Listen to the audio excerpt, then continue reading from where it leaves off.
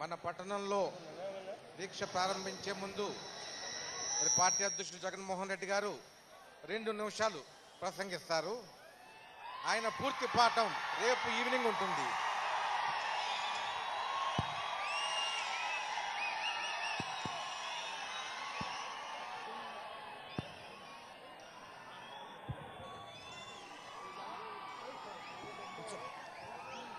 వేల సంఖ్యలో కష్టం అనిపించినా కూడా పనులన్నీ విడిచిపెట్టుకుని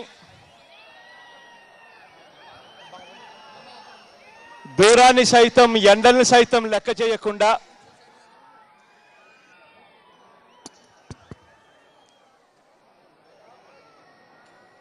కష్టమైనా వచ్చి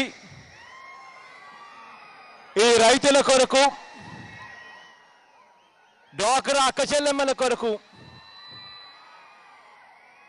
జరుగుతా ఉన్న ఈ దీక్షలో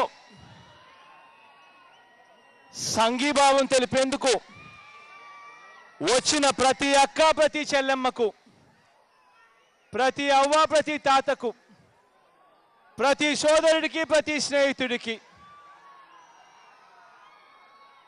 మీ ఆప్యాయతలకు చేతులు జోడించి శిరస్సు వంచి పేరు పేరున హృదయపూర్వకంగా కృతజ్ఞత తెలుపుకుంటున్నాను.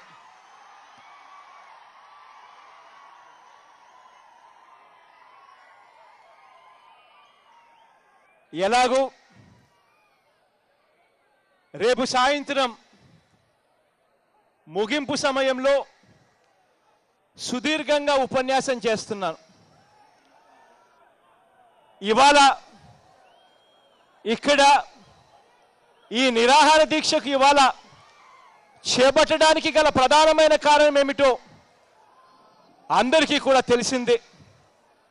రాష్ట్ర వ్యాప్తంగా మోసపోతా ఉన్న ఆ రైతన్నలకు తోడుగా నిలబడేందుకు, రాష్ట్ర వ్యాప్తంగా మోసపోయిన ఆ డ్వాక్రా అక్క చెల్లెమ్మలకు అండగా నిలబడేందుకు ఇవాళ ఇక్కడ ఈ నిరాహార దీక్ష కార్యక్రమం ఇవాళ మనం ఇక్కడ చేస్తా ఉన్నాం. ఈ నిరాహార దీక్ష ఇంతకుముందు మండల కేంద్రాలు ముట్టడి చేశాం, ఆ తర్వాత జిల్లా కేంద్రాలు ముట్టడి చేశాం. దాంట్లో భాగంగా, కొనసాగింపులో భాగంగా ఇవాళ మళ్ళీ ఈ రాష్ట్ర ప్రభుత్వం మీద తీవ్రమైన ఒత్తిడి తీసుకొచ్చేందుకు మళ్ళీ ఇక్కడ 2 రోజుల పాటు ఈ నిరాహార దీక్ష కార్యక్రమాన్ని ఇవాళ చేపడతా ఉన్నాం. ఈ కార్యక్రమంలో భాగంగా డ్వాక్రా అక్క చెల్లెమ్మలు పడతా ఉన్న బాధల గురించి, ఆ డ్వాక్రా అక్క చెల్లెమ్మలు మైకులు తీసుకొని రాష్ట్ర వ్యాప్తంగా జరుగుతా ఉన్న అన్యాయం గురించి చెప్పాలి. రైతన్నలు మైకులు తీసుకొని ఈ స్టేజ్ మీదకి వచ్చి రైతన్నలు పడతా ఉన్న బాధలు, అవస్థలు, ఈ రుణమాఫీని చూపిస్తూ చంద్రబాబు నాయుడు గారు ఎలా అబద్ధాలు చెప్తూ పోయాడు, మోసం చేస్తూ పోయాడు అన్నది ఆ రైతన్నలు, ఆ డ్వాక్రా అక్క చెల్లెమ్మలు సుదీర్ఘంగా కూడా మైకులు తీసుకొని ప్రసంగిస్తారు.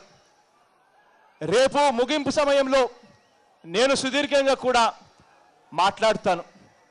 ఈ లోపల ఇక్కడికి మీరు వచ్చి ఈ సంఘీభావం తెలుపుతూ ఉన్నందుకు పేరు పేరున మరొకసారి ప్రతి అక్క, ప్రతి చెల్లెమ్మకు, ప్రతి అవ్వ, ప్రతి తాతకు, ప్రతి సోదరుడికి, స్నేహితుడికి మరొకసారి చేతులు జోడించి శిరస్సు వంచి పేరు పేరున హృదయపూర్వకంగా కృతజ్ఞత తెలుపుకుంటూ సెలవు తీసుకుంటున్నాను.